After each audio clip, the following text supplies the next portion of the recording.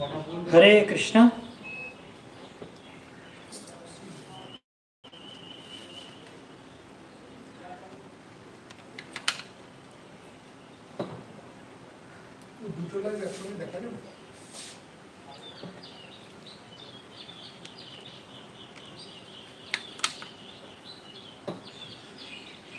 హరే కృష్ణ. భక్తులందరికీ స్వాగతం. హరే కృష్ణ. సో ఈరోజు కరెంట్ లేదు, అందుకే కొంచెం బయట చేస్తున్నాం క్లాసు. సో మనం ముందు జయరాధ మాధవ్ కీర్తన చేసుకొని తర్వాత చర్చను ఆరంభిద్దామంట.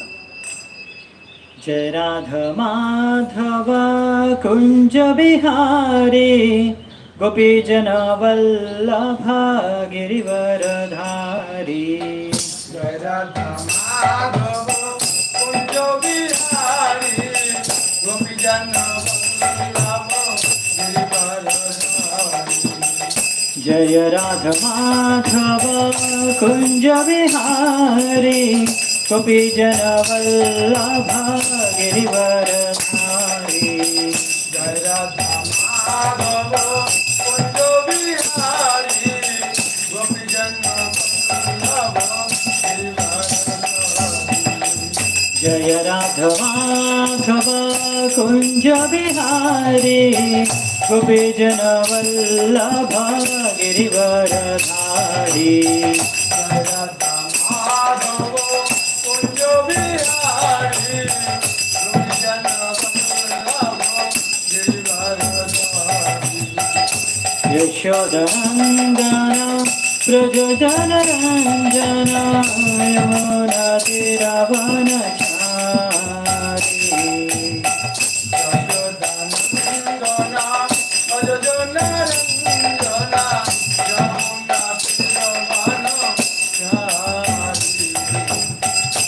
యశోదనందన ప్రజోజన రంజన యమునా తీరవనచారి.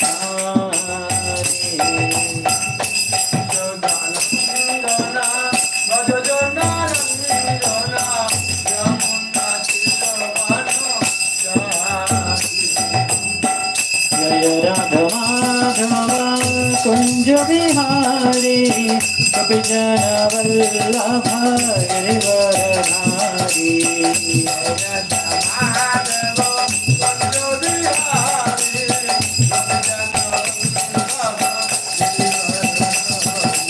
జయ రాధ మాధవ కుంజ బిహారీ కపిజన వల్లభ గిరివరధారీ.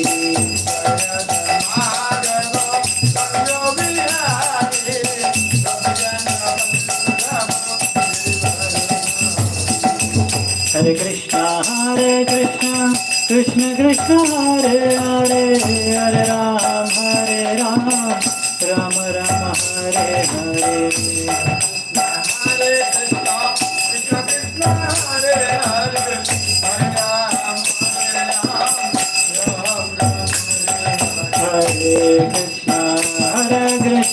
కృష్ణ కృష్ణ హరే హరే హరే రామ రామ రామ హరే హరే.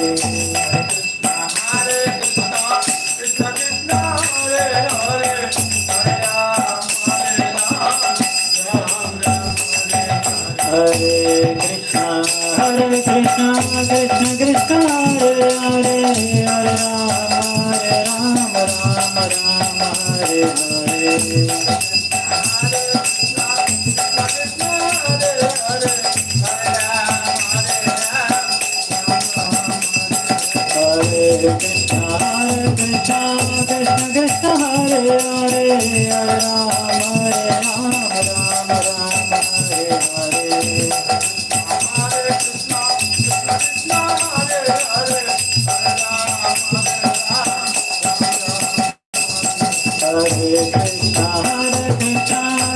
కృష్ణ హరే హరే హరే రామ రామ హరే హరే.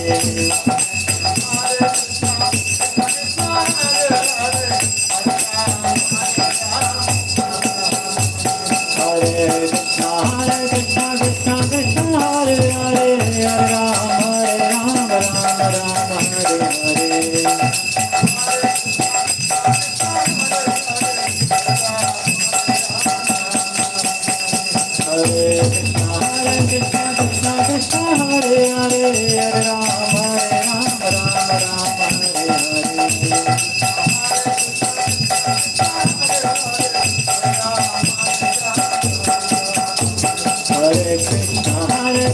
कृष्ण कृष्ण हरे हरे हरे राम राम राम हरे हरे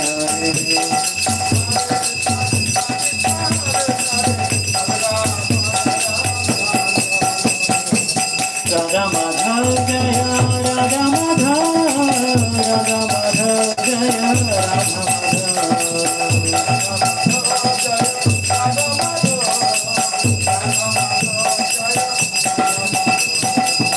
जगन्नाथा जय जगन्नाथा बलदेवा जय सुभद्रा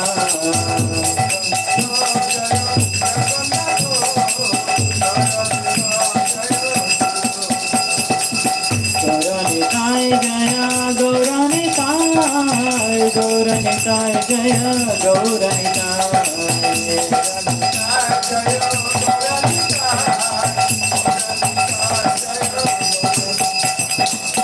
प्रभुपदा जय प्रभुपदा प्रभुपदा जय प्रभुपदा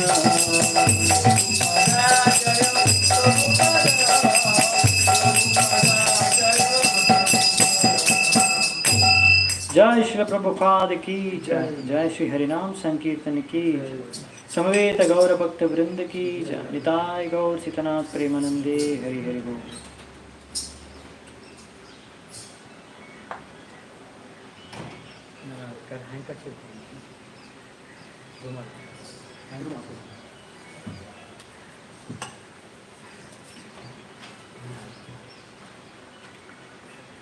హరే కృష్ణ. సో మీకు ఆడియో వీడియో ఓకేనా అండి? క్లియర్గా ఉన్నాయా? వాన పడుతుంది నాకు ఇక్కడ బయట, దానికి కొద్దిగా శబ్దం రావచ్చు వానది.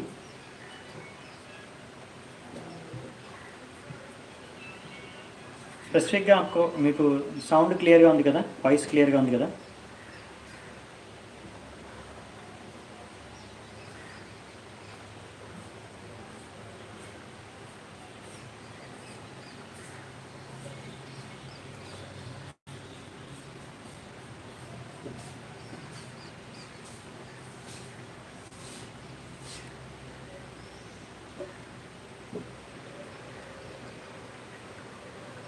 ఓకే.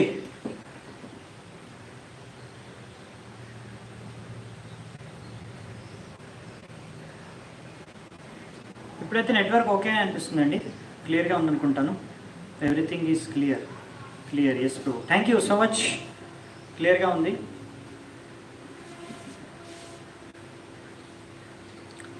ఓకే, సో మనము మంగళాచరణ చేసుకొని ఈరోజు యొక్క చర్చను ఆరంభిద్దామంట.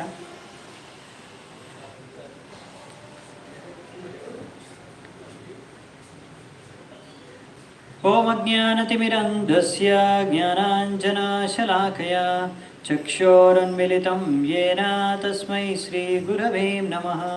శ్రీచైతన్యమనోభీష్టం స్థాపితం యేన భూతలే స్వయం రూపః కదా మह्यं దదాతి స్వపదాంతికం. వందేహం శ్రీగురో శ్రీయుతాపదకమలం శ్రీగురూన్ వైష్ణవాంశ్చ శ్రీరూపం సాగ్రజాతం सहगना रघुनाथान्वितां तं सजीवं साद्वैतं सावधूतं परिजनसहितं कृष्णचैतन्यदेवं श्रीराधाकृष्णपादान् सहगणललिता श्रीविशाखान्वितांश्च नमा ॐ विष्णुपादाय कृष्णप्रेष्ठाय भूतले श्रीमते भक्तिवेदान्तस्वामिनिति नामिने. नमस्ते सारस्वते देवे गौरवाणी प्रचारिणे निर्विशेषशून्यवादी पाश्चात्यदेशतारिणे. नमो महावदन्याय कृष्णप्रेमप्रदायते कृष्णाय कृष्णचैतन्यानामिने गौरत्विषे नमः. हे कृष्णा करुणा सिन्धु दीनबन्धु जगत्पते गोपेश गोपिका कान्ता राधा कान्त नमोऽस्तुते. तप्त काञ्चन गौराङ्गी राधे वृन्दावनेश्वरी वृषभानुसुते देवी प्रणमामि हरिप्रिये. नीलाचलनिवासाय नित्याय परमात्मने बलभद्र सुभद्राभ्यां जगन्नाथाय ते नमः. वाञ्छाकल्पतरुभ्यश्च कृपासिन्धुभ्य एव च पतितानां पावनेभ्यो वैष्णवेभ्यो नमो नमः। जय श्रीकृष्ण चैतन्य प्रभु नित्यानंद श्री अद्वैत गदाधर श्रीवासादि गौरभक्तवृंद। हरे कृष्णा कृष्ण कृष्ण हरे हरे, हरे राम राम राम हरे हरे। హరే కృష్ణ. సో మనము నిన్న శ్రీమద్ భగవద్గీత నుంచి 11వ అధ్యాయం ఆరంభించాము. విశ్వరూపం గురించి చర్చించుకుంటున్నాము. 11వ అధ్యాయంలో మనము మొదటి శ్లోకం నుంచి 34వ శ్లోకం వరకు చూసాము. 34వ శ్లోకం వరకు చూసాము. సో 35వ శ్లోకం నుంచి ఈరోజు మనము మిగతా 55వ శ్లోకం వరకు చూడడానికి ప్రయత్నిద్దామంట. సో 35 నుంచి 46వ శ్లోకం వరకు ఇక్కడ అర్జునుడి ప్రార్థనలను మనం చూస్తాము.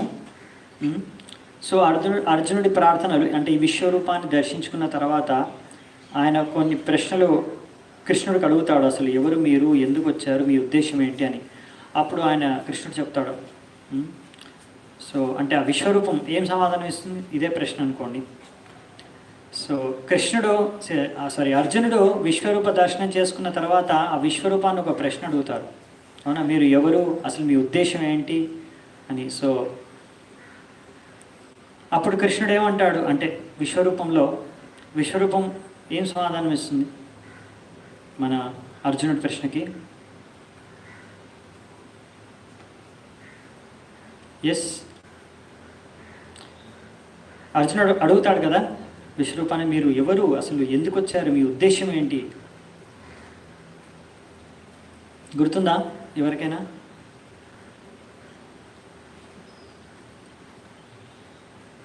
ఎస్,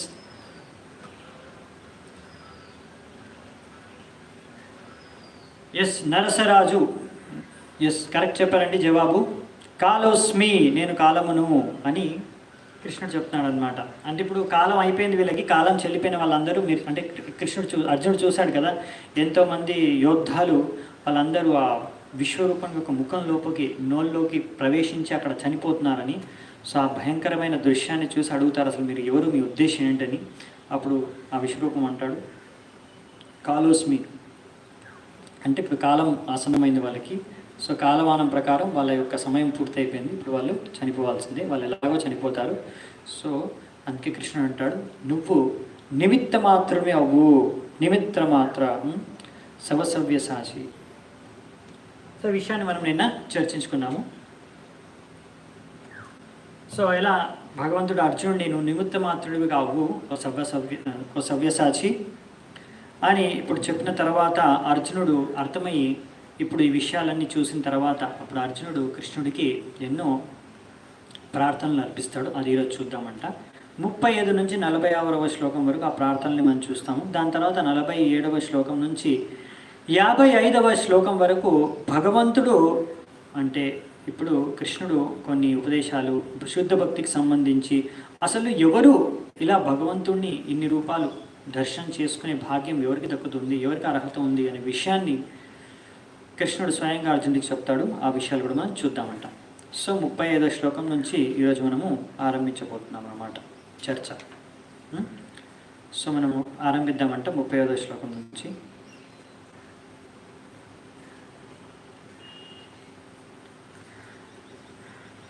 సంజయ ఉవాచ ఏతత్ శ్రుత్వా వచనం కేశవస్య కృతాంజలిర్వేపమానః కిరీటీ నమస్కృత్వా భూయ ఏవాహ కృష్ణం సగద్గదం భీత ప్రణమ్య. సో ఇక్కడ ఏం చెప్తున్నారంటే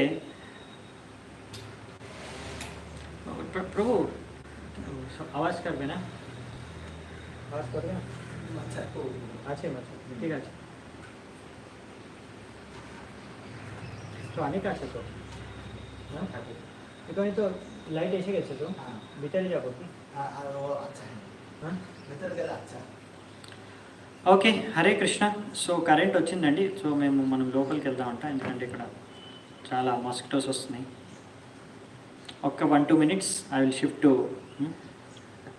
inside the office.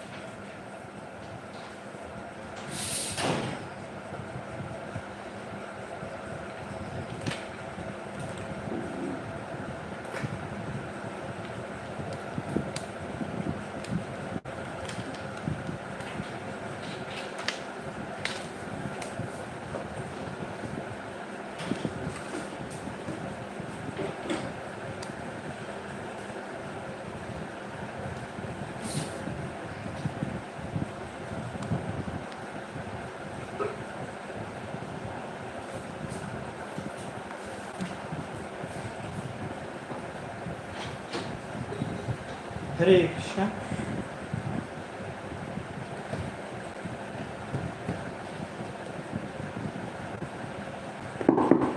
Hare Krishna. Hare Krishna.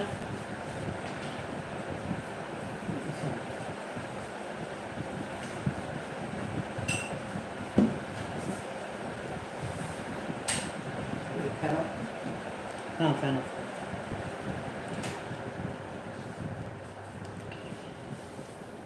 ఠీక్ sir. So మనము 35వ శ్లోకం నుంచి చర్చించుకుంటున్నాము. సమ్ సౌండ్, అది ఫ్యాన్ ఆఫ్ చేసామండి. ఫ్యాన్ సౌండ్ ఎక్కువ వస్తుంది, అందుకే ఫ్యాన్ ఆఫ్ చేసాము. ఓకే. సో ఇప్పుడు సంజీవుడు చెప్తున్నాడు అనమాట ఇక్కడ మనకి, ఇలా ఓ రాజా అంటే ధృతరాష్ట్రుడికి చెప్తున్నాడు. దీని తర్వాత ఇలా శబ్దాలు అంటే ఇక్కడ చెప్పారు కదా, కృష్ణుడు వాక్యాలు విన్న తర్వాత అర్జునుడు ఎంతో భయంతో స గద్గదం భీత ప్రణమ్య, అలా గద్గదిస్తూ భయంతో భగవంతుడికి అంటే ఆశ్చర్యంతో ఆ యొక్క రూపం చూసి ఆ యొక్క రకమైన కొంచెం భయంతో భగవంతుడికి ప్రణామాలు అర్పిస్తున్నాడు అర్జునుడు.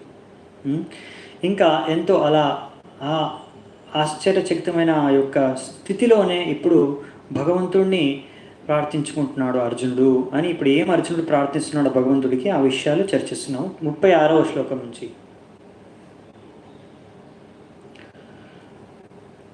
అర్జున ఉవాచ స్థానే ఋషికేశ తవ ప్రకీర్త్య జగత్ ప్రహృష్యంతి అనురజ్యతే చ రక్ష్యాంసి భీతాని దిశో ద్రవంతి సర్వే నమస్యంతి చ సిద్ధ సంగాః.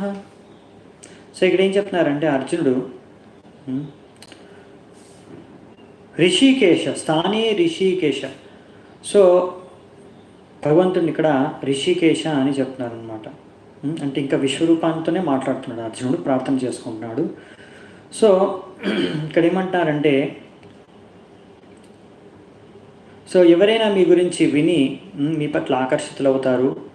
అలాగే ఎంత సిద్ధపురుషులైనా సరే అందరూ మీకు, సిద్ధపురుషులు భక్తులు అందరూ మీకు ప్రణామాలు అర్పిస్తారు. అలాగే ఎవరైతే అసురులు రాక్షసులు ఇలాంటి వాళ్ళు ఉంటారో నాస్తికులు, వాళ్ళందరూ మిమ్మల్ని చూసి భయపడి పారిపోతారు. ఇది ఆయన విశ్వరూపంలో చూశారనమాట. అక్కడ అందరూ దేవతలందరూ అక్కడ వాళ్ళు ప్రార్థనలు అర్పిస్తున్నారు ఆ విశ్వరూపాన్ని దర్శించుకొని. వాళ్ళు కూడా మొట్టమొదటిసారిగా చూస్తున్నారు అనమాట. ఇప్పుడు చెప్తారు కృష్ణుడు ఆ విషయాన్ని కూడా. దాని తర్వాత ఎంతోమంది రాక్షసులు అసలు వారు పారిపోతున్నారు, ఇంకా కొంతమంది చనిపోతున్నారు. ఇవన్నీ విషయాలను చూసి చెప్తున్నాను అనమాట.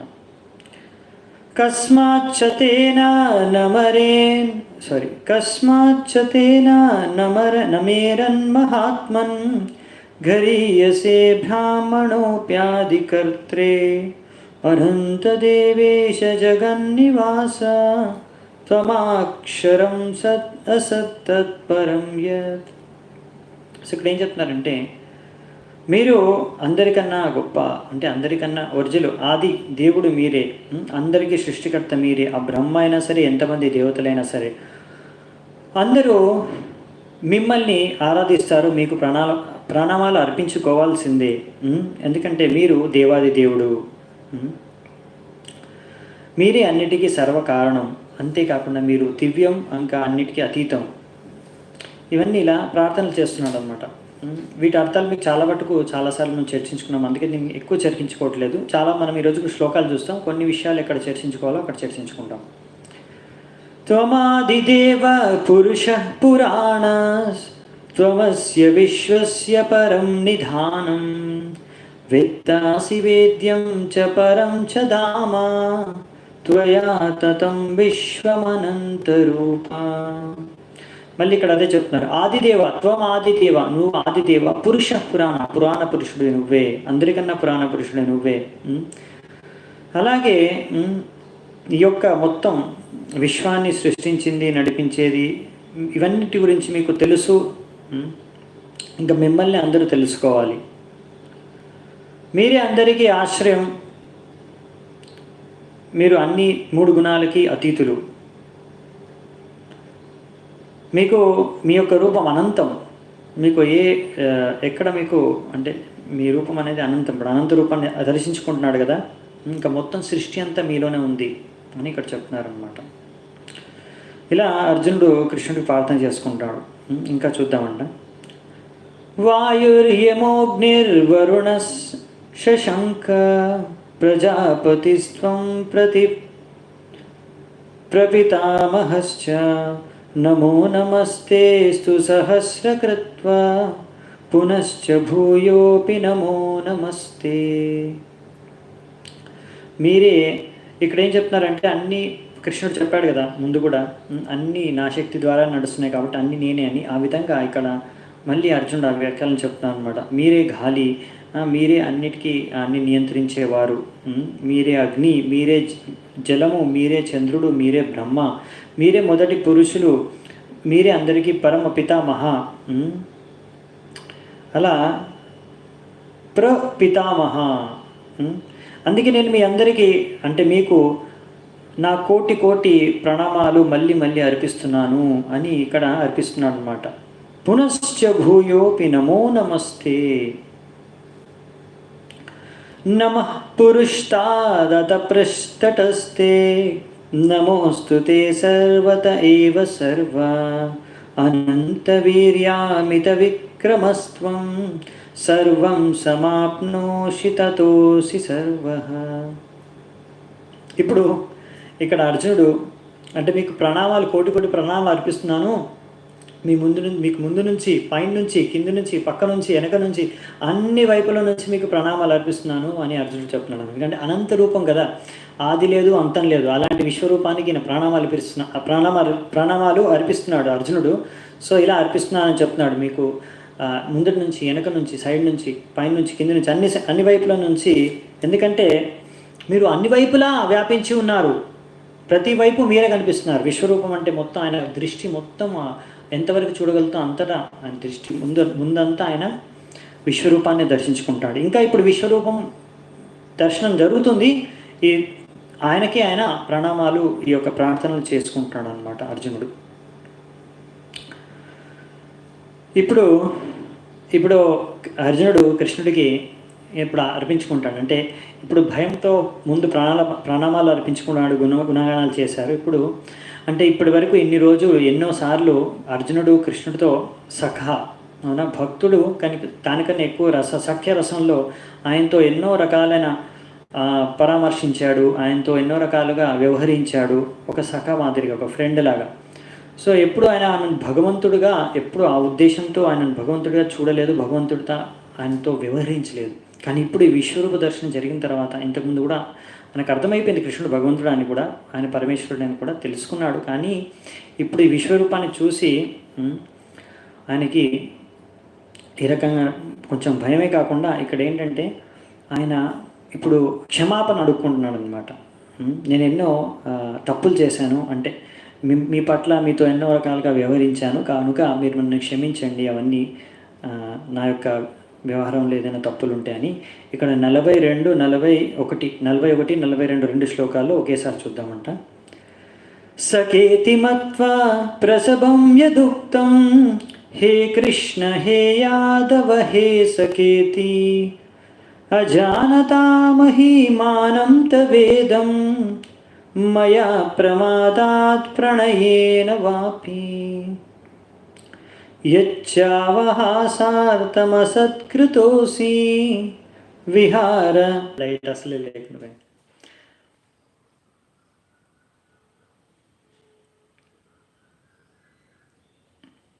एटलीस्ट ये श्लोक कंप्लीट చేద్దామంట. प्रभु अनेक मोशा আছে, ঠিক আছে ওপেন করে দেন, ওটা অন করে দেন কিন্তু ওপেন করে দেন, কারেন্ট আসে গেছে। তার ঠিক হয়ে গেছে, হ্যাঁ তার জোরে করে গেছে, আচ্ছা ঠিক আছে।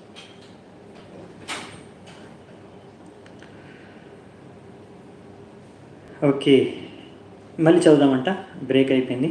సకేతి మత్వా ప్రసభం యదుక్తం హే కృష్ణ హే యాదవ హే సకేతి అజానతా మహీమానం తవేదం మయా ప్రమాదాత్ ప్రణయేన వాపి యచ్చావహాసార్తమసత్కృతోసి విహారశయ్యాసన భోజనేషు ఏకో తవాప్యచ్యుత తత్సమక్షం తత్క్షామయే త్వామహం అప్రమేయం. ఇప్పుడు ఇక్కడ అర్జునుడు క్షమించు అని అడుగుతున్నాడు అనమాట, అవునా? తత్క్షామయే త్వాం, నన్ను క్షమించండి, ఎన్నో రకాల అపరాధాలు చేసి ఉంటాను మీతో వ్యవహరించేటప్పుడు. ఎందుకంటే మనం చాలాసార్లు ఆహారం, విహారం, శయనం, భోజనం ఇలా ఎన్నో విషయాలు మనం కలిసి చేశాము. నేను ఎప్పుడు మిమ్మల్ని హే కృష్ణ హే యాదవ హే సకేతి, మిమ్మల్ని సఖ ఒక యాదవ కృష్ణ అని సంబోధిస్తూ ఎన్నోసార్లు మిమ్మల్ని అలా సంబోధించాను, ప్రేమపూర్వకంగానే వ్యవహరించాను మీతో, మీ ప్రేమతోనే మాట్లాడాను. కానీ ఎన్నోసార్లు మిమ్మల్ని ఆ స్నేహంలో ఆ ప్రేమతో మాట్లాడినప్పుడు ఎన్నోసార్లు మీ పట్ల అగౌరవంగా కూడా నేను ప్రవర్తించి ఉండవచ్చు. ఎందుకంటే మీతో పాటు ఎన్నోసార్లు హాస్యం చేశాను, నేను మీతో పాటు మనం కలిసి తిరిగాము, భోజనం కూడా చేశాము, ఇలా ఎన్నో మనము ఇద్దరం కలిసి ఎన్నో లీలలు కూడా చేశాము, అంటే ఎన్నో కార్యాలు చేశాము. ఒక్కొక్కసారి ఇంకా వేరే వాళ్ళ స్నేహితులతోని, ఇంకా వేరే వాళ్ళ బంధువుల ముందు కూడా మీతో నేను చాలా ఫ్రెండ్గానే, అంటే సాఖ్యరసంలోనే వ్యవహారం చేశాను. అందుకని ఏవైనా తప్పులు జరిగి ఉంటే నన్ను క్షమించండి అని ఇక్కడ కృష్ణుడిని అర్జునుడు అడుగుతున్నాడు. అంటే విశ్వరూపాన్ని అర్జునుడు చెప్పుకుంటాడనమాట.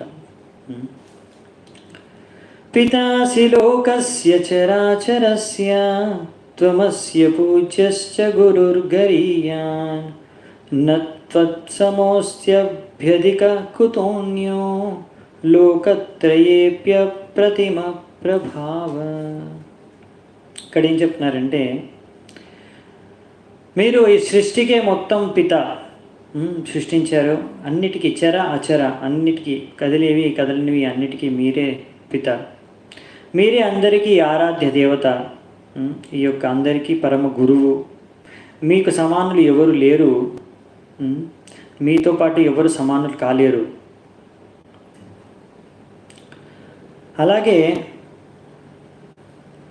ఈ మొత్తం 3 ముల్లోకాల్లో మీకన్నా గొప్ప వాళ్ళు ఎవరు లేరు. సో మీ యొక్క శక్తిని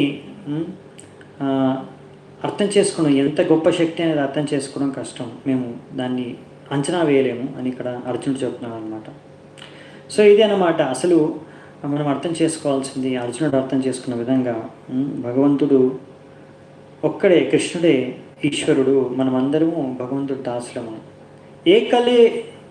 ఏకలే ఈశ్వర కృష్ణ ఆరసవ భృత్య అని చైతన్య చరితామృతలో చెప్పారు. అంటే కృష్ణుడు భగవంతుడు, మనం అందరం ఇంకా ఈ లోకంలో సృష్టిలో అందరూ దాసులే.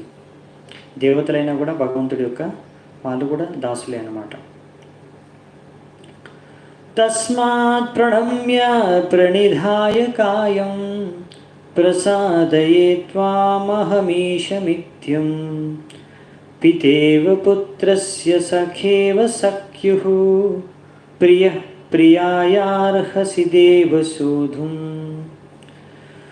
సో మీరే ఆ పరమేశ్వరులు, అందరూ ఆరాధించే వ్యక్తి.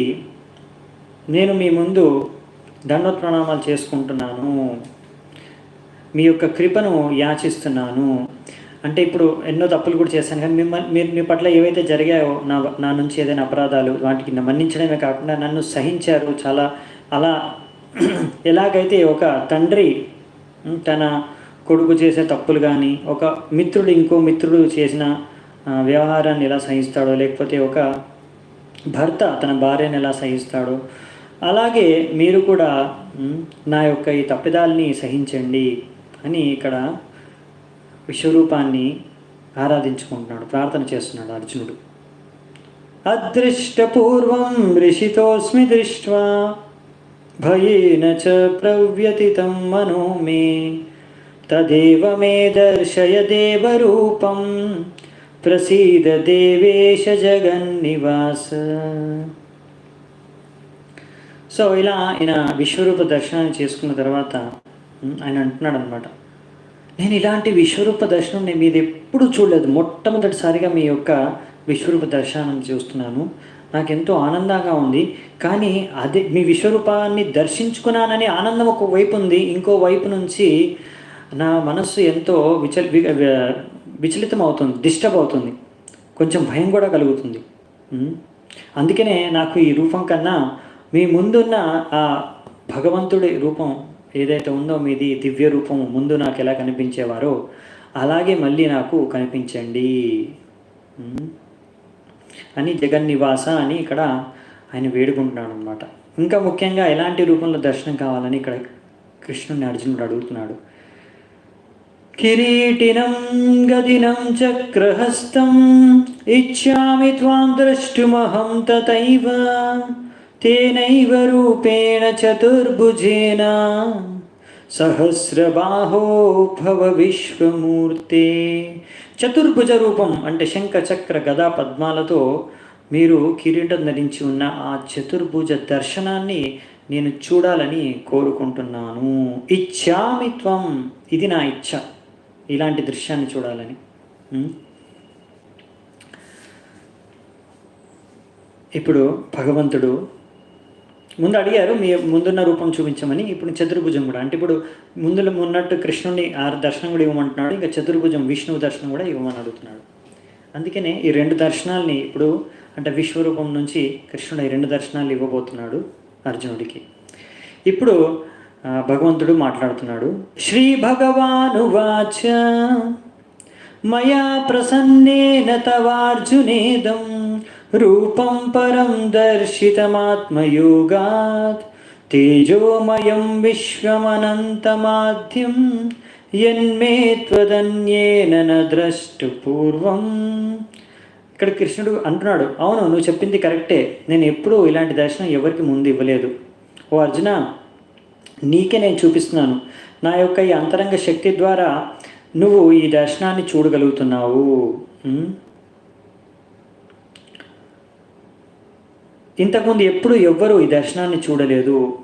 ఇంత విశ్వరూపం, అనంతమైన, ఇంత తేజస్సు అయిన ఈ విశ్వరూపాన్ని ఎవరు దర్శించుకోలేదు.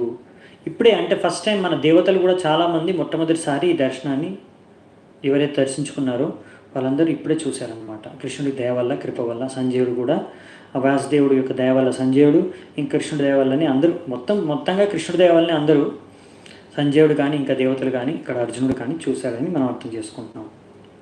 ఇంతకుముందు కూడా కొంతమంది అంటారు, ఇంతకుముందు కూడా ఒకసారి కృష్ణుడు విశ్వరూప దర్శనం చూపించాడే, ఎప్పుడైతే శాంతి దూతగా వారి కృష్ణుడు ఈ యొక్క దుర్యోధను యొక్క అంటే ధృతరాష్ట్ర దుర్యోధన యొక్క రాజ్యసభలోకి వెళ్తారో శాంతి దూతగా మారి, అంటే శాంతి దూత అంటే ఈ యొక్క 13 ఏళ్ళ అంటే మొత్తం 12 ఏళ్ళ వనవాసం, ఒక సంవత్సరం అజ్ఞాతవాసం పూర్తయిన తర్వాత వాళ్ళు విజయవంతంగా పూర్తి చేసుకున్న తర్వాత ఒప్పందం ప్రకారం వాళ్ళకి వాళ్ళ యొక్క రాజ్యాన్ని తిరిగి ఇచ్చేయాలి. కానీ దుర్యోధనుడి యొక్క లెక్క ప్రకారం మనం ముందు కూడా ఆలోచించుకున్నాం కదా, దుర్యోధనుడి యొక్క లెక్క ప్రకారం ఏంటంటే భీష్ముడు చెప్పేశాడు వాళ్ళు గెలిచిపోయారు, వాళ్ళు పూర్తి చేశారు సరిగ్గా 13 ఏళ్ళు, ఇప్పుడు నువ్వు వాళ్ళకి రాజ్యం ఇచ్చేసేయాలని. కానీ దుర్యోధనుడు ఒప్పుకోవట్లేదు. నా లెక్క ప్రకారం వాళ్ళని మనము ముందే గుర్తించేసాము, పట్టుకున్నాము, అంటే 13 ఆ అజ్ఞాతవాసం పూర్తవకముందే నేను వాళ్ళని గుర్తించేశానని. భీష్ముడు అంటాడు కాదు, నువ్వు గుర్తించే సమయానికల్లా వాళ్ళ యొక్క 13 సంవత్సరాలు అయిపోయాయి. అంటే ఈ లెక్క కూడా అండి, ఈ సంవత్సరాల లెక్క కూడా 2-3 విధాలుగా చేయొచ్చు అనమాట. సూర్యుడి ప్రకారం, చంద్రుడి ప్రకారం, కాలమానం ప్రకారం 2-3 క్యాలెండర్లు ఉంటాయి.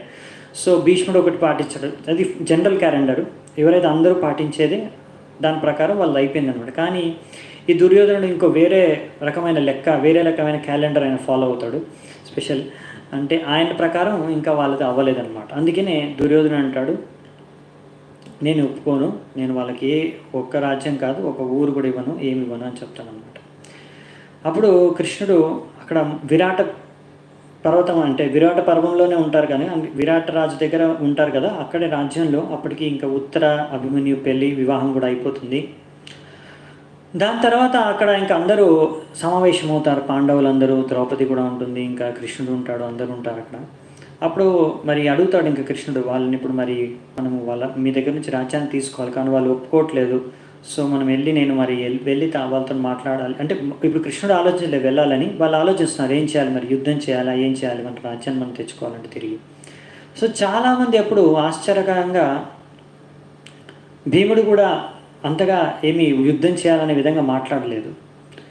అందరూ సరే మనం ఏదో ఒక ఒప్పందానికి వచ్చేసి మన మన మన రాజ్యం ఏదో మొత్తం రాజ్యం కాకుండా మాకు కనీసం 5 ఊర్లన్నా ఇచ్చేయండి అన్న విధంగా ఆలోచించుకొని కృష్ణుడు బయలుదేరుతాడు అక్కడి నుంచి.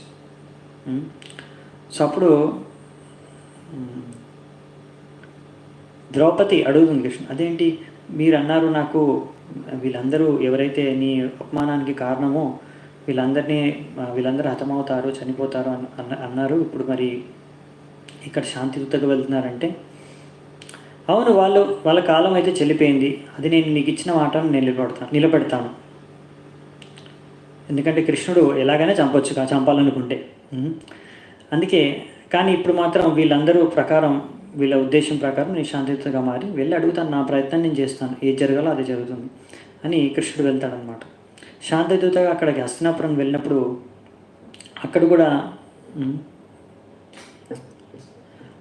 విదురుడు కూడా కలుస్తాడు. విదురుడు కూడా అంటాడు కృష్ణుడికి, అసలు మీరు శాంతిదూతగా ఎందుకు వచ్చారు, ఈ దుర్యోధనుడు చెబితే వినే రకమే కాదు, మీరు ఎంత ఆయనకు నచ్చ చెప్పినా కానీ ఆ దుర్యోధనుడు వినడు, మీరు శాంతిదూతగా వచ్చి మీ సమయం అంతా వృధా అవుతుంది, ఇంకేం కాదు, మిమ్మల్ని అవమానిస్తాడు, మీకు అపమానం పాలవుతారు, నాకు అందుకే ఇష్టం లేదు మీరు ఇక్కడ రావడం అని, మీరు ఎందుకు వచ్చారని. అప్పుడు కృష్ణుడు అంటాడు మనది పురుషార్థం, మనం చేయాలి అంటే. ఇప్పుడు కృష్ణుడు మానవలీల చేస్తున్నప్పుడు మనుష్యులాగానే ప్రవర్తిస్తాడనమాట. సో దైవ ప్రకారం దైవ నిర్ణయం ఏదో అది జరుగుతుంది, కానీ పురుషార్థం మన ప్రయత్నం మనం చేయాలి. సో అది మనకు కృష్ణుడు నేర్పిస్తాడనమాట. చాలాసార్లు ఎప్పుడైతే ఎవరైనా బద్ధకంగా మాట్లాడతారో అంత భగవంతుడి ఇచ్చ, భక్తి ఎందుకు చేసుకోరంటే ఇప్పుడు భగవంతుడు చెప్పినప్పుడు, భగవంతుడి ఇచ్చ ఉన్నప్పుడు నేను భక్తి చేసుకుంటాను. అలా కాదు, మనం పురుషార్థం అంటే మనం మన ఇచ్చతోని భక్తి చేసుకుంటే భగవంతుడు మనకు సహాయం చేస్తారనమాట. సో అదే కృష్ణుడు ఇక్కడ విదురుడికి చెప్తారంట. కుంతిమారాన్ని కూడా చెప్తున్నానమాట కృష్ణుడికి, నా పెద్ద కొడుకైన యుధిష్ఠిరుడు ఎప్పుడు శాంతి శాంతి అంటూ ఉంటాడు, మీరన్నా ఆయనకు చెప్పి కొంచెం యుద్ధానికి సిద్ధమని చెప్పండి అని కుంతిమారాన్ని కూడా చెప్తున్నాడు. నా తరఫు నుంచి చెప్పండి, యుద్ధం చేసి ఇది వాళ్ళ హక్కు, వాళ్ళు ధర్మాత్ములు, ధర్మం ప్రకారం వాళ్ళ హక్కు ప్రకారం వాళ్ళే రాజులవ్వాలి, కనుక నా ఇది ఆదేశం అని చెప్పండి. ఎందుకంటే అప్పుడు కుంతిమారాన్ని ఇక్కడే ఉంటుంది హస్తినాపురంలో. ఆ సమయంలో వీళ్ళు వనవాసంకి వెళ్ళినప్పుడు ద్రౌపది వాళ్ళతో పాటు వెళ్ళిపోతుంది. సో కృష్ణుడు హస్తినాపురంకి వచ్చినప్పుడు శాంతియుతగా అప్పుడు కుంతిమారాన్ని కూడా చెప్తుందంట కృష్ణుడు వెళ్ళే ముందు మళ్ళీ రిటర్న్, యుధిష్ఠిరుడికి చెప్పు, యుద్ధం చేసి వాళ్ళ రాజ్యాన్ని తిరిగి తెచ్చుకోవాలి అని, సంపాదించుకోవాలని అప్పుడు గట్టిగా చెప్తుందన్నమాట కుంతిమారాన్ని.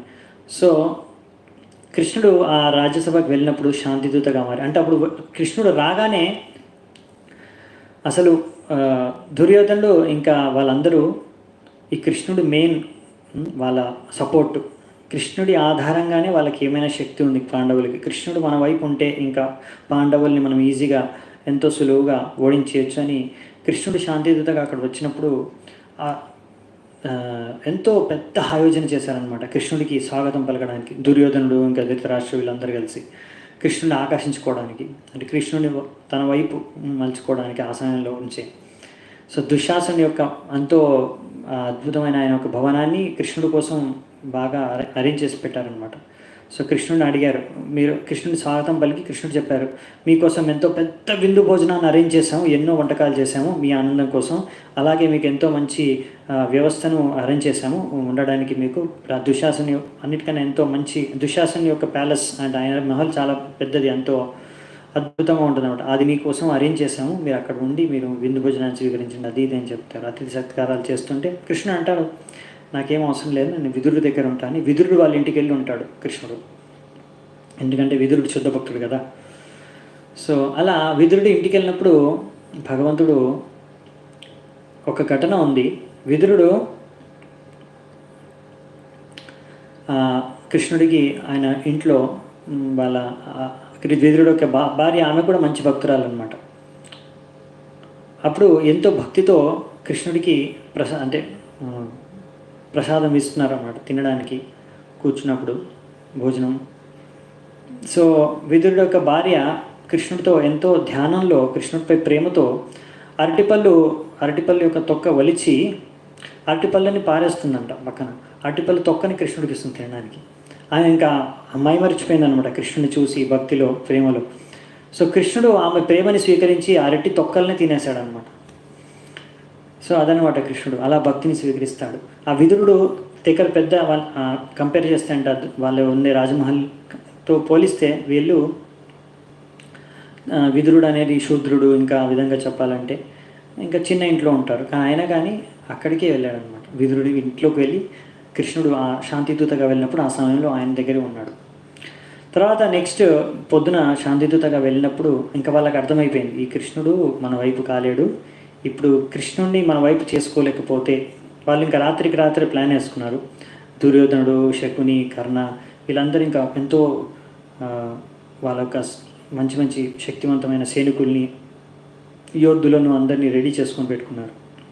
కృష్ణుడు రాగానే రాజ్యసభలోనే ఆయన బందీ చేసేసి కారాగారంలో బంధించేద్దాము, దాని తర్వాత ఇంకప్పుడు మనం ఈజీగా పాండవుల్ని ఓడించేయచ్చు అని. సో ఈ విధంగా కృష్ణుడిని బందీ చేసి కారాగారంలో పెట్టాలనుకొని దుర్యోధనుడు, కర్ణుడు వీళ్ళందరూ ఓ యోజన ప్లాన్ చేసుకున్నారు, శకుని వీళ్ళంతా.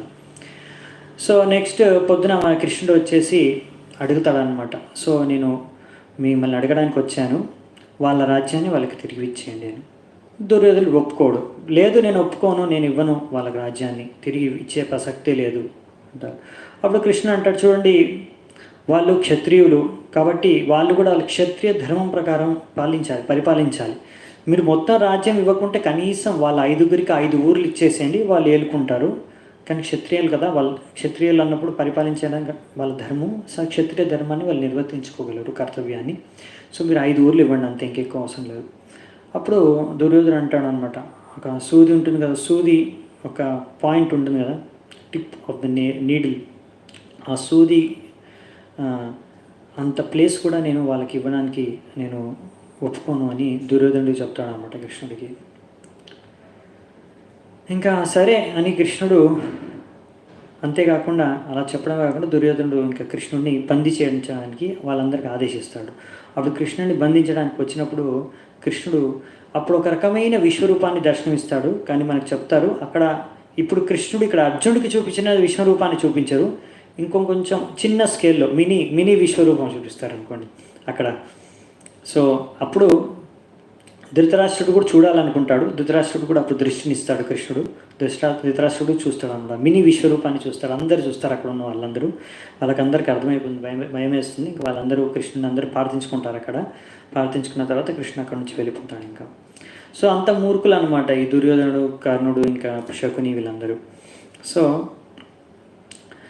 ఇలా భగవంతుడు అప్పుడప్పుడు చూపిస్తూ ఉంటాడు వీళ్ళకి అర్థం కావడానికి. అయినా అర్థం కాదు దుర్యోధనుడు అలాంటి వాళ్ళకి, ఇది మన కృష్ణుడు భగవంతుడు అని.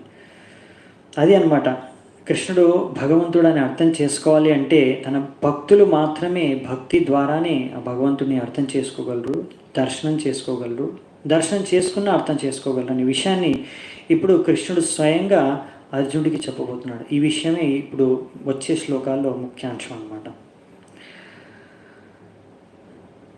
న వేదయజ్ఞాధ్యయనైర్న ధానైర్న చ క్రియాభిర్న తపోభిరుగ్రైః ఏవం రూప శక్యహం నలోకే ద్రష్టుం త్వదన్యేన కురు ప్రవీర. ఇప్పుడు ఇక్కడ ఏం చెప్తున్నారంటే 48 నంబర్ శ్లోకంలో ఇంకెవ్వరు ఒక కురువీరా ఇంతకుముందు ఎవ్వరు ఇలాంటి దర్శనాన్ని ఎవ్వరూ చూడలేదు, ఎవరికి ఇలాంటి దర్శనం దక్కలేదు. ఇలాంటి దర్శనం ఒకవేళ మీరు ఎన్ని వేదశాస్త్రాలు చదివినా, ఎన్ని తపస్సులు చేసినా, ఎన్ని యజ్ఞాలు చేసినా, ఎన్ని దానాలు చేసినా, ఎన్ని పుణ్యకార్యాలు చేసినా, కానీ ఎంత కఠోరమైన తపస్సులు చేసినా ఇలాంటి దర్శనం ఎవ్వరికీ దక్కదు. అంటే ఇక్కడ భగవంతుడు చెప్తాడు ఎవరికి దర్శనం దక్కుతుంది. భగవంతుడు ఒక దర్శనం చేసుకోవడానికి ఎవరు యోగ్య వ్యక్తులు అంటే మీరు ఏదో తపస్సులు వేదశాస్త్రాలు చదివి, లేకపోతే వేదాలు చదివి, శాస్త్రాలు చదివి, లేకపోతే తపస్సు చేసుకొని భక్తి కాకుండా ఈ యొక్క దాన ధర్మాలు కానీ ఎన్ని రకాల పుణ్యాలు యజ్ఞాలు తపస్సులు చేసినా కానీ ఇలాంటి దర్శనం వాళ్ళకి దక్కదు. మరి ఎవరికి దక్కుతుంది? మతే వ్యతామాచ విమూఢభావో దృష్ట్వా రూపం ఘోరమిత్రిన్మమేదం వ్యాపేతభీ ప్రీతమనా పునస్త్వం తదేవ మే రూపమిదం ప్రపశ్య. సో నువ్వు చాలా భయభీతుడైపోయావు నా యొక్క ఈ ఘోర విశ్వరూపాన్ని చూసి, కనుక ఇప్పుడు నేను ఈ విశ్వరూపాన్ని మొత్తం మీకు ఇంకా అదృశ్యమైపోతాడు కృష్ణ. ఇప్పుడు ఇంకా విశ్వరూపం నేను వెనక్కి తీసేసుకుంటున్నాను. సో ఇప్పుడు నా భక్తుడు నువ్వు ఇంకా ఇలాంటి వేదన ఈ విశ్వరూపాన్ని చూసి భయం అంతా దాని నుంచి ముక్తుడు అయిపో. ఇంకా ఎంతో శాంతంగా మనస్సుతో, ప్రశాంతమైన మనస్సుతో నీకు ఇష్టం వచ్చిన అంటే నువ్వు ఇష్టంతో అడిగావు కదా నీ కోరిక మేరకు, ఇప్పుడు నువ్వు అడిగిన కోరిక మేరకు అలాంటి దర్శనాన్ని నీకు భాగ్యాన్ని ప్రసాదిస్తున్నాను అని ఇప్పుడు ఆ యొక్క చతుర్భుజ రూపం తర్వాత మళ్ళీ మామూలు కృష్ణుడు శ్యామసుందర రూపాన్ని ఇప్పుడు దర్శనమిస్తాడు అర్జునుడికి. సంజయ ఉవాచ ఇత్యర్జునం వాసుదేవస్తతోక్త్వా స్వకం రూపం దర్శయమాస భూయః ఆశ్వాసయామాస చాభీతమేనం భూత్వా పునః సౌమ్య వపుర్మహాత్మా. సంజయుడు చెప్తున్నాడు ధృతరాష్ట్రుడికి. ఇలా భగవంతుడు కృష్ణుడు ఇలా చెప్పిన తర్వాత అర్జునుడికి అతని చతుర్భుజ రూపాన్ని దర్శనం ఇచ్చాడు. ఆ చతుర్భుజ రూపం దర్శనం తర్వాత ఆయనకు మళ్ళీ ఆ శ్యామసుందర రూపం 2 చేతులతో ఉన్న శ్యామసుందర రూపాన్ని అర్జునుడి ముందు దర్శనమిచ్చి ఆ విధంగా ఇప్పుడు కృష్ణుడు ముందు ఎలా ఉన్నాడో అలా మారిపోయాడు అనమాట మళ్ళీ. దాని ద్వారా ఆయన అర్జునుడికి ప్రోత్సాహాన్ని ఇచ్చాడు. ఎంతో భయభీతుడైపోయిన అర్జునుడికి ఆ విశ్వరూపాన్ని చూసి ప్రోత్సాహాన్ని ఇచ్చాడు. దీని తర్వాత అర్జునుడు ఇప్పుడు ఇలా మళ్ళీ శ్యామసుందర రూపాన్ని చూసి ఇప్పుడు కృష్ణుడికి ఏమంటున్నాడంటే అర్జున ఉవాచ దృష్ట్వేదం మానుషం రూపం తవ సౌమ్యం జనార్దన ఇదానీమస్మి సంవృత్త సచేతా ప్రకృతిం గతః. సో ఇలా ఎప్పుడైతే మళ్ళీ అర్జునుడు కృష్ణుడి యొక్క శ్యామసుందర రూపాన్ని దర్శనం చేసుకుంటాడో అని అంటాడు, జనార్దన ఇలాంటి నీ మనుష్య రూపం ఇది ఎంతో సౌందర్యంగా ఎంతో అద్భుతంగా ఉంది. ఇప్పుడు నా మనస్సు ప్రశాంతంగా ఉంది. ఇప్పుడు నేను మునుపటిలాగా మళ్ళీ ఆ ప్రశాంతతని మళ్ళీ తెచ్చుకోగలిగాను. ఇప్పుడు ప్రశాంతంగా మిమ్మల్ని దర్శించుకోగలుగుతున్నాను అని చెప్తాడనమాట. ఇప్పుడు దీని తర్వాత మళ్ళీ భగవంతుడు ఇప్పుడు ఎవరు దర్శించుకోగలరు, ఎంత కష్టం భగవంతుడిని దర్శించుకోవడం.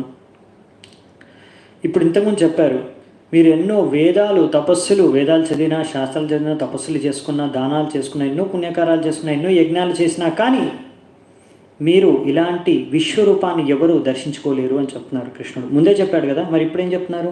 ఇప్పుడు ఈ శ్యామసుందర రూపాన్ని దర్శనం ఏదైతే అర్జునుడికి ఇచ్చాడో దాని గురించి చెప్తున్నారు కృష్ణుడు.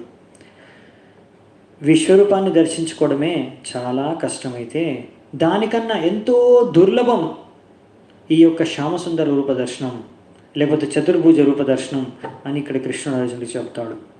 శ్రీ భగవానువాచ సుదుర్దర్శం ఇదం రూపం దృష్ట్వానసి యన్మమ దేవాప్యస్య రూపస్య నిత్యం దర్శనకాంక్షిణః. ఇక్కడ ఏం చెప్తున్నారంటే, నా ప్రియమైన అర్జున, ఇప్పుడు నువ్వు చూసే ఈ శ్యామసుందర రూపం ఉంది కదా, ఇది ఇంకా ఇంకా ఇంకా దుర్లభం. ఈ దర్శనం చేసుకోవడం, అర్థం చేసుకోవడం. ఎంతోమంది దేవతలు కూడా నా ఈ రూపాన్ని దర్శించడానికి ఎంతో ఆతురతతో ఎదురు చూస్తూ ఉంటారు, ఎప్పుడూ ప్రార్థన చేస్తూ ఉంటారు ఇలాంటి దర్శనం. ఎందుకంటే ఇది చాలా ప్రియం, అంటే భక్తులకి ఈ దర్శనం చాలా ఇష్టం. నా యొక్క ఈ రూపమే భక్తులకి చాలా ఇష్టం. నిత్యం దర్శన కాంక్షిణ, ఎంతో కాంక్షిస్తూ ఉంటారు దేవతలు కూడా. దేవాప్యస్య రూపస్య నిత్యం దర్శన కాంక్షణ.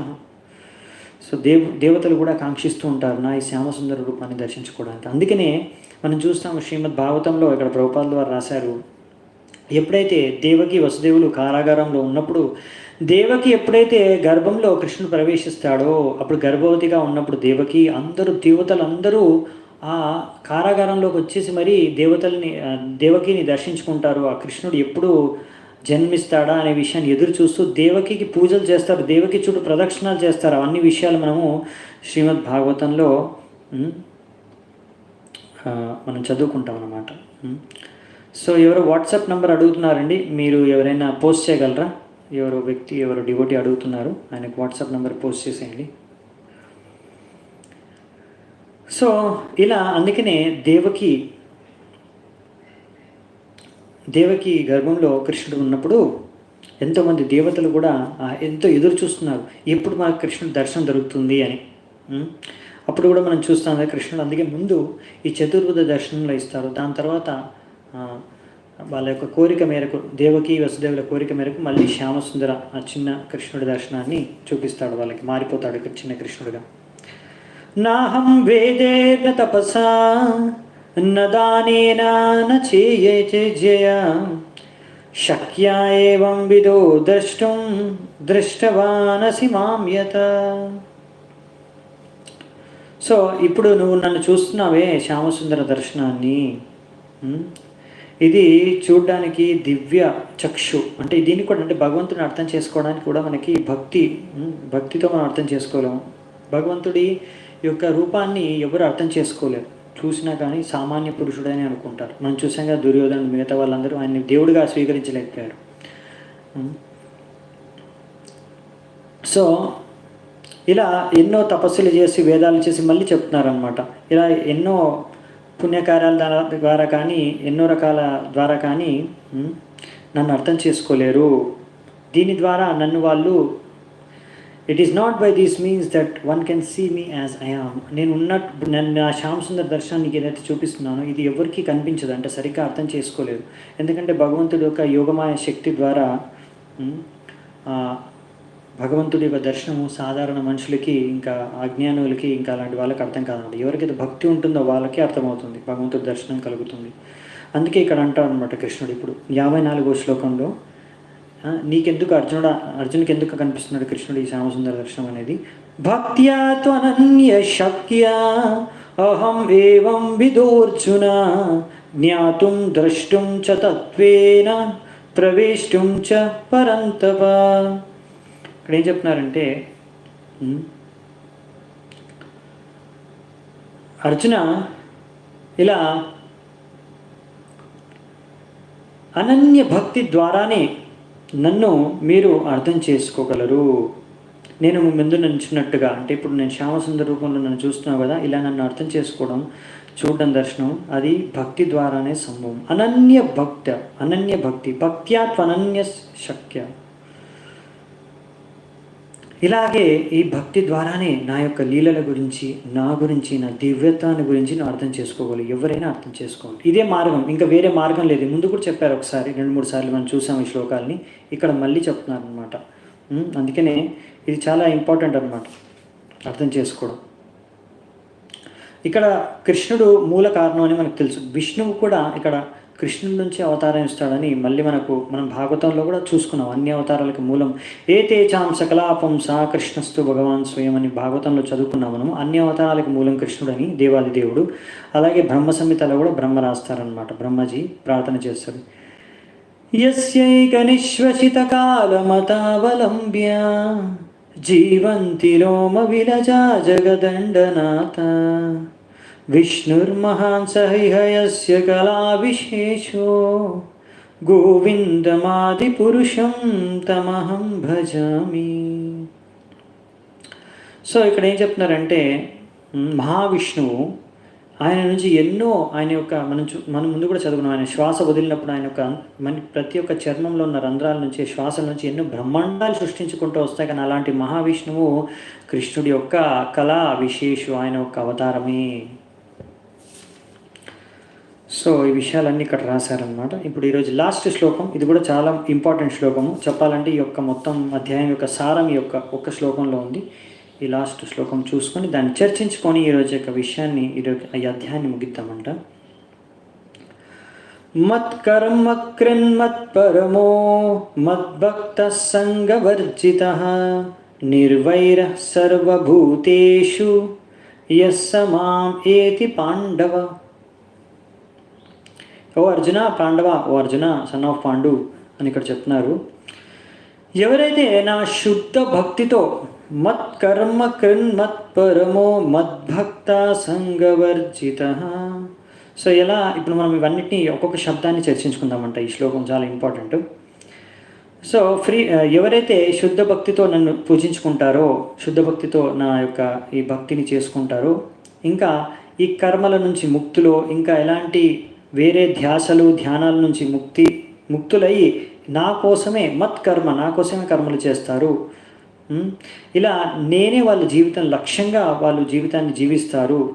ఇంకా అందరికీ అన్ని జీవులని వాళ్ళ మిత్రులుగా చూస్తారో, వాళ్ళకి మిత్ర అంటే ఎంతో దయాగుణంతో వాళ్ళు అందరి జీవుల్ని మిత్రులుగా స్వీకరిస్తారో చూస్తారో, అలాంటి వారు నాకు తప్పకుండా నా దగ్గరికి తిరిగి వచ్చేస్తారు భగవద్ధామానికి. ఇక్కడ భగవంతుడు ఆశ్వాసన ఇస్తున్నాడు. అవునా? ఇప్పుడు ఇక్కడ చెప్పారు కదా, ఈ శ్లోకంలో ఒక మొదటి శబ్దం మత్కర్మ. మత్కర్మ అంటే భగవంతుడి కోసం కర్మలు చేయడం. అదేంటి అనేది ప్రభుపాదులు వారు మంచి మంచి ఉదాహరణలు ఇస్తారు, మనం చూద్దామంట. సో దానికి మూలం అయిన ఒక శ్లోకం ఏంటంటే భక్తుల సామ్రాజ్య సింధు నుంచి ఈ కర్మలకు సంబంధించి అనాసక్తస్య విషయాన్ యథార్హం ఉపయుంజతః నిర్బంధ కృష్ణ సంబంధే యుక్తం వైరాగ్యముచ్యతే. ముందు కూడా ఒకసారి దీన్ని చర్చించుకున్నాం మనము. సో ఇదేంటంటే మీరు ఏ కార్యం చేసినా సరే అది భగవంతుడికి సంబంధం ఉండాలి. దానికి మీరు ఏం కార్యం చేసినా దాన్ని భగవంతుడితో జోడించవచ్చు, కృష్ణమయం చేయొచ్చు. దాన్ని ఎలా అలా చేశారనుకోండి, అది యుక్తం వైరాగ్యం ఉచ్యతే. ఇప్పుడు దాని వల్ల అలా కృష్ణుడి కోసం మీరు ఎప్పుడైతే ఏ రకమైన కర్మలు చేస్తారో దాని ద్వారా మీకు ఏ రకమైన కర్మబంధాల్లో మీరు చిక్కుకోరు. నిర్బంధ కృష్ణ సంబంధి, మీరు ఏ బంధనాల్లో చిక్కుకోరు. కృష్ణుడికి ఎప్పుడైతే సంబంధంగా ఆయన సంబంధంలో మీరు ఏ కర్మలు చేస్తారో. సో అంటే ఏంటి అంటే మీరు ఒకవేళ కృష్ణ కర్మ, ఇదే మత్కర్మ, కృష్ణ కర్మని ఏంటి, కృష్ణ కర్మ అంటే ఏంది అనేది ఇక్కడ రాశారనమాట. ఒకవేళ మీరు బిజినెస్ చేయాలనుకున్నారనుకోండి, వ్యాపారం చేయాలనుకున్నారనుకోండి, ఇక్కడ ఏం చెప్తున్నారంటే ఒకవేళ మీరు వ్యాపారమే చేయాలనుకుంటే కృష్ణుడి కోసం వ్యాపారం చేయండి. అంటే ఏంటండి కృష్ణుడి కోసం వ్యాపారం చేయండి? ఎందుకంటే కృష్ణుడే కదా అధిపతి, కృష్ణుడే కదా ఆ యొక్క మీరు వ్యాపారం ద్వారా వచ్చే ఆ ఫలాన్ని భోగించే హక్కు కృష్ణుడికే ఉంది. అందుకని కృష్ణుడి కోసం మీరు చేయాలి వ్యాపారం. మీరే వ్యాపారం చేస్తారు, కానీ కృష్ణుడి కోసం వ్యాపారం చేయడం అంటే ఏమిటి అంటే, ఇప్పుడు మీరు ఎన్నో డబ్బులు సంపాదించవచ్చు, కానీ అన్నిటికీ అధిపతి కృష్ణుడే. మీరు అనొచ్చు, సరే నేను కష్టపడ్డాను కదండి, నేను డబ్బులు సంపాదించాను కదండి. మీరు కష్టపడ్డారు కానీ ఇచ్చింది కృష్ణుడే. కాబట్టి మీరు కష్టపడ్డందుకు ఎలాగైతే మీరు ఏ జాబ్ మీరు సపోజ్ మీరు వ్యాపారమే చేస్తున్నారు అనుకోండి, మీ వ్యాపారంలో ఎంతోమంది ఉంటారు కదా, పనిచేస్తారు కదా మీ కింద చాలామంది, ఒక 4 పనిచేస్తున్నారు అనుకోండి, ఒక్కరు పనిచేసినా సరే. సో ఆ వ్యక్తికి మీరు జీతం ఇస్తారు కదా, అతను మీ వ్యాపారంలోనే ఆయన సహాయం చేస్తున్నాడు. కానీ మీరేం చేస్తారు, ఆయనకు కొంచెం వేతనం ఇచ్చేసి, జీతం ఇచ్చేసి, మీరు మిగతా ప్రాఫిట్ లాభం అంతా మీరు తీసుకుంటారు. అవునా? కానీ అసలైతే మీరు కూడా మీరు కూడా ఏంటి కృష్ణుడి కోసం పనిచేస్తున్నారు. ఆ వ్యక్తి ఎలా మీకోసం పనిచేస్తున్నాడో మీ కింద జీతగాడు, అలాగే మీరు కూడా కృష్ణుడి కోసం పనిచేయాలి. కృష్ణుడి కోసం పనిచేస్తున్నారు అంటే ఏంటంటే మీరు కూడా ఆ వ్యక్తి ఎలా తనకు అవసరం తన అవసరాలకి మీరు ఆయనకి ఎలా జీతం ఇచ్చారో, అలాగే మీ అవసరాలకి కావాల్సినంత డబ్బుని కానీ ఆ యొక్క లాభాన్ని కానీ ఆ వ్యాపారం ద్వారా మీరు వినియోగించుకొని మిగతా అంతా ఏదైతే లాభం ఉందో ఎక్స్ట్రా అదంతా భగవంతుడి సేవలో యుక్తపరచాలి, భగవంతుడి ప్రచార కార్యాల్లో వినియోగించాలి అని ఇక్కడ ప్రభుపాదుల వారు రాస్తారన్నమాట. అలాగే ఒకవేళ మీకు కన్స్ట్రక్షన్ బిజినెస్ ఉందనుకోండి, ప్రభుపాదుల వారు అంటారు ఉదాహరణకి మీరు కన్స్ట్రక్షన్ బిజినెస్ బిల్డింగ్లు, మీరు పెద్ద పెద్ద బిల్డింగ్లు నిర్మిస్తున్నారు.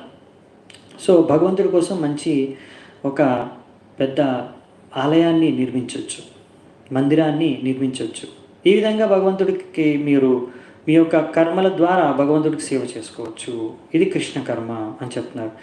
అలాగే ఒకవేళ మీరు అనుకోవచ్చు, ప్రభుజీ మేము అంత పెద్ద వ్యాపారస్తులం కాదు, బిల్డింగ్లు కట్టేంత స్తోమత మాకు లేదు, లేకపోతే ఇంకా అంత పెద్ద వ్యాపారం చేయలేము అనుకుంటే పర్వాలేదు. మీరు కృష్ణ కర్మ అంటే పెద్ద పెద్ద వ్యాపారాలే చేయాల్సిన అవసరం లేదు. ఇక్కడ చెప్పారు మీరు మందిర మార్జనం, మందిరాన్ని క్లీన్ చేయండి, అది కూడా కృష్ణ కర్మని.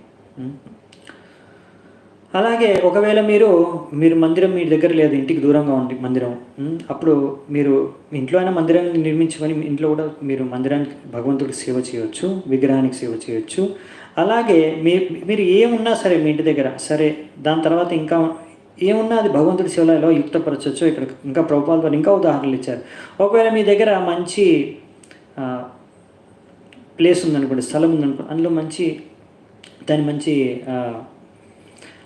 పువ్వుల చెట్లను మీరు పెంచి ఆ పువ్వులను భగవంతుడికి అర్పించవచ్చు. తులసి చెట్లను పెంచి ఆ తులసి యొక్క దళాలని భగవంతుడికి అర్పించవచ్చు. ఎందుకంటే కృష్ణ అంటాడు కదా, పత్రం పుష్పం ఫలంతో ఏమని.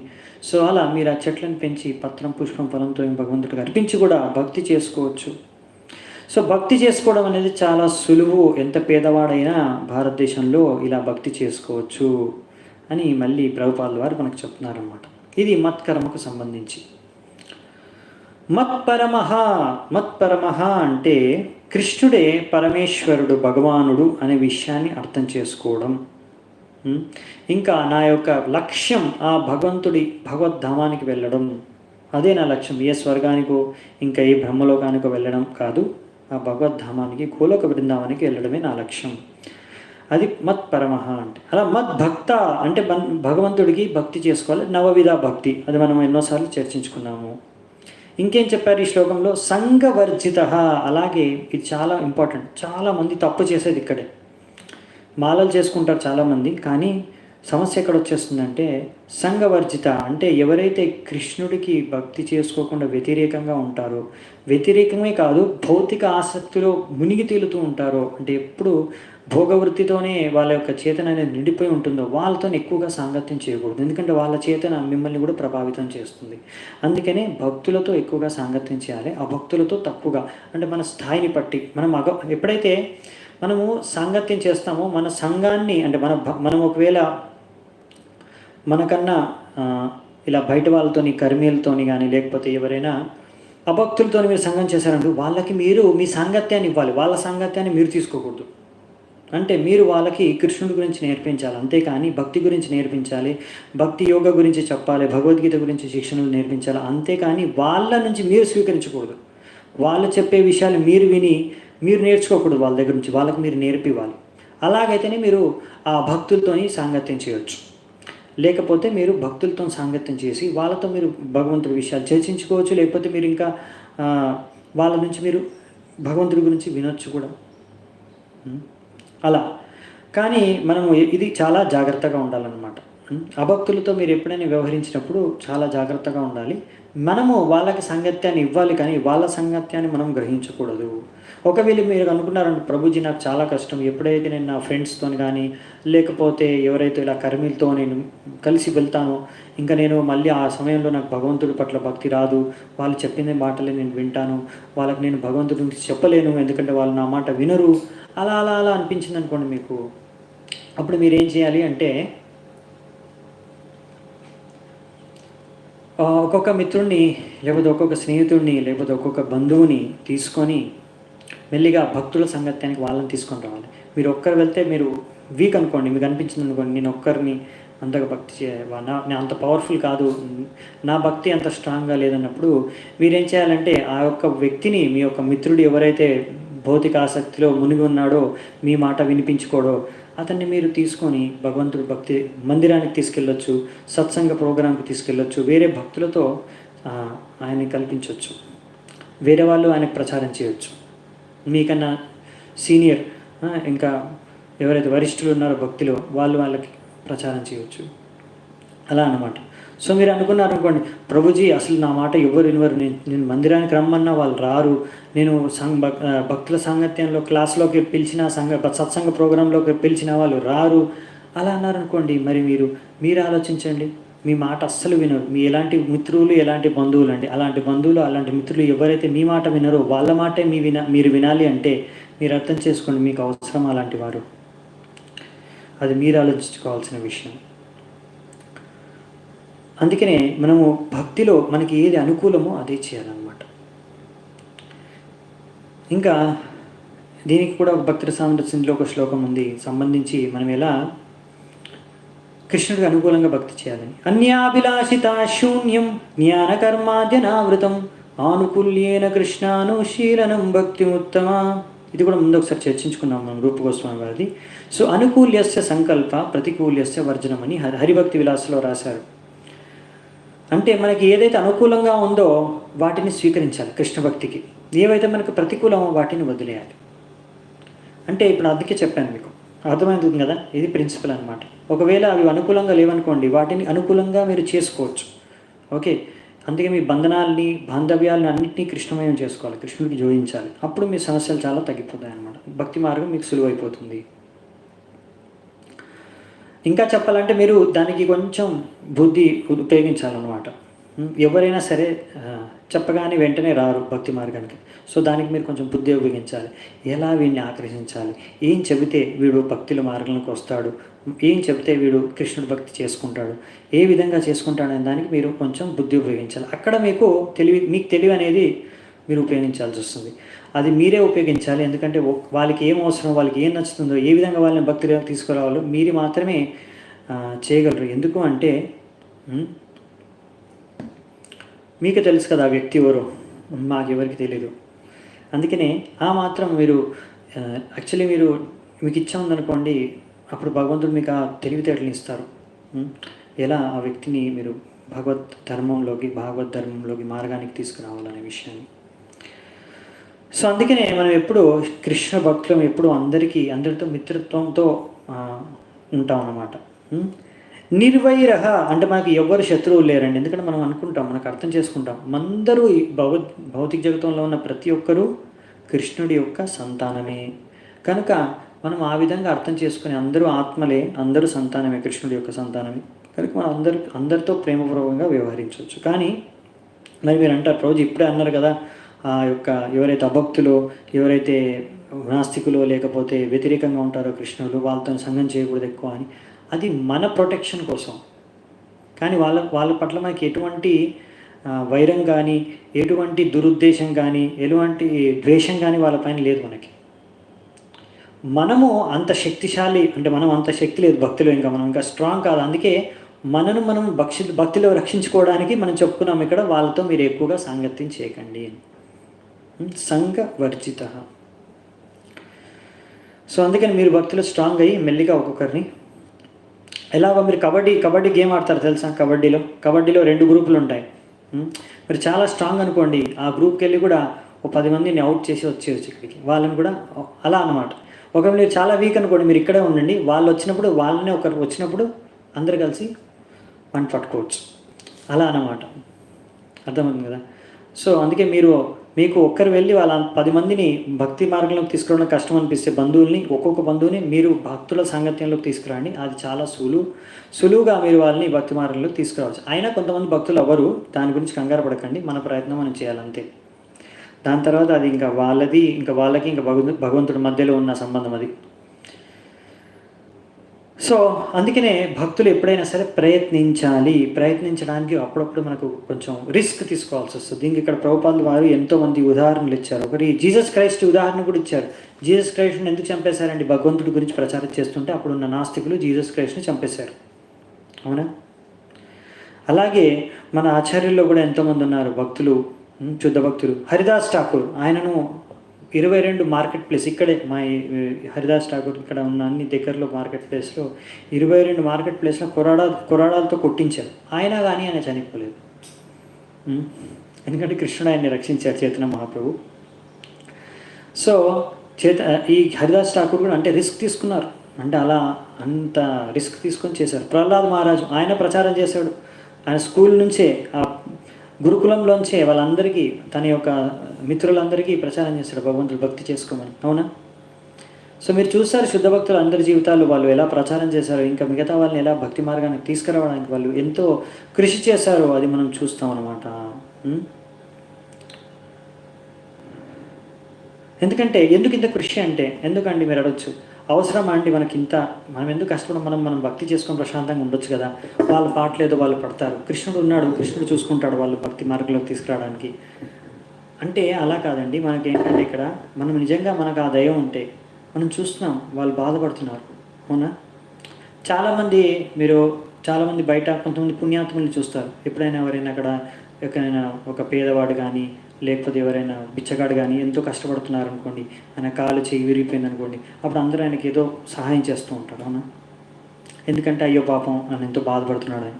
అలాగే మన భక్తులు, మనము భక్తి మార్గంలోకి వచ్చిన ఈ తత్వాలను అర్థం చేసుకుని మనం ఏం నేర్చుకుంటామంటే, ప్రతి ఒక్క జీవి ఎవరైతే బయట భక్తుడు కాలేదో అతను ఎందుకు బాధపడుతున్నాడు, జీవితంలో ఎందుకు దుఃఖాన్ని అనుభవిస్తున్నాడు, ఆ దుఃఖం నుంచి విముక్తి చెందడానికి ఎన్నో ప్రయత్నాలు చేస్తున్నాడు, కానీ ఆయనకి ఆ యొక్క మార్గం తెలియదు. మనకు ఆ మార్గం తెలుసు కనుక వాడు అలా దుఃఖంలో మునిగి తేలుతుంటే మనం ఇక్కడ కూర్చొని హాయిగా ఉండలేమన్నమాట. ఒక భక్తుడు ఎవరైతే శుద్ధ భక్తులు ఉంటారో వాళ్ళు చూసి వాళ్ళకు దుఃఖం అనిపిస్తుంది అనమాట. పర దుఃఖ దుఃఖి, ఆ దుఃఖాన్ని ఎలా దూరం చేయాలనేసే వాళ్ళకు తెలుసు. ఈ భగవంతుడి భక్తి వాళ్ళు చేసుకున్నారనుకోండి, వాళ్ళ దుఃఖాల నుంచి ముక్తులు అవ్వగరు అని తెలిసి మనం ప్రచారం చేస్తాం. అందుకని మన యొక్క ప్రచారం అనేది దయ, కరుణతో నిండి ఉంటుందన్నమాట. ఉండాలి కూడా. ఏదో ఏదో వేరే ఉద్దేశంతో కాదు, మనం ఈ ఉద్దేశంతో ప్రచారం చేయాలి.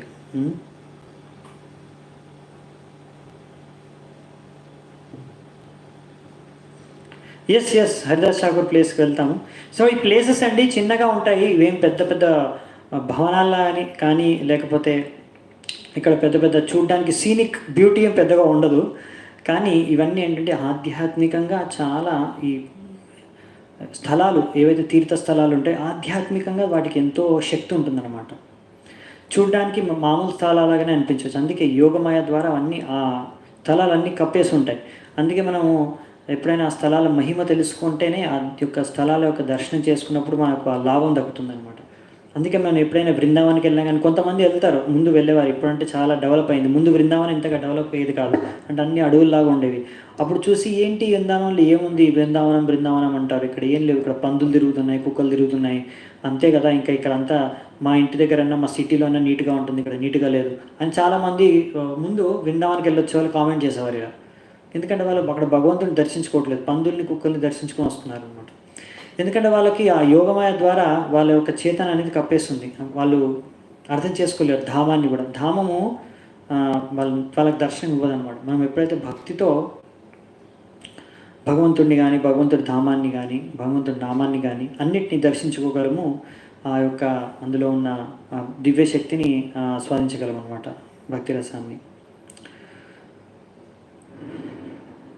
సో అందుకనే ఇక్కడ లాస్ట్కి కృష్ణుడు ఏం చెప్తాడు, యః సమాం ఏది పాండవాః, అందుకనే నా భక్తులు నా దగ్గరికి తిరిగి తప్పకుండా వస్తారు. అదే ప్రభుపాల్ ద్వారా ఇక్కడ రాశారు కూడా తాత్పర్యంలో మళ్ళీ దాన్ని. అందుకనే ఇది కంపల్సరీ. ఎప్పుడైతే మనం ఇలా శుద్ధ భక్తులు ఎవరైతే భగవంతుడి నామం ప్రచారం చేస్తారో, ఈ విధంగా ఎవరైతే భక్తి చేస్తారో ఇక్కడ మనకి ఇచ్చినట్టుగా, వాళ్ళు తప్పకుండా ఈ జీవితం తర్వాత శరీరాన్ని వదిలినప్పుడు భగవద్ధామానికి తప్పకుండా చేరుకుంటారు అని ఇక్కడ మనకి రాశారనమాట. సో ఇదండి ఈరోజు చర్చా విషయం. ఇంకా రేపు మనము 12వ అధ్యాయం చర్చించుకుంటాము. 12వ అధ్యాయం చాలా చిన్న అధ్యాయము, అంటే 20 శ్లోకాలే ఉంటాయి అందులో. కనుక ఆ 12వ అధ్యాయాన్ని మనము రేపు చూద్దామంట. రేపు మొత్తం అధ్యాయంకి మనం ఒకే రోజు కంప్లీట్ చేసుకోవచ్చు 12వ అధ్యాయం. సో అది రేపు చూద్దామంట. చాలా మంచి అధ్యాయం, శుద్ధ భక్తి. శుద్ధ భక్తి ఎలా చేసుకోవాలనే విషయాన్ని మనం చర్చించుకుంటాం. ఈ యొక్క 7 అధ్యాయాల్లో 6 అధ్యాయాలు 7 నుంచి 12 కదా, అందులో రేపు లాస్ట్ అధ్యాయం భక్తి యోగంలో చాలా మంచి అధ్యాయం. ఆ విషయం మనం రేపు చర్చించుకుందాము. చాలా చాలా ధన్యవాదాలు మీ అందరికీ ఇప్పటి వరకు విన్నందుకు. శ్రీల ప్రభుపాద్ की जय, श्रीमद् भगवद गीता की जय, समवेत गौर भक्त वृंद की जय, निताय गौर सीतानाथ प्रेमानंदे, हरि हरि बोल.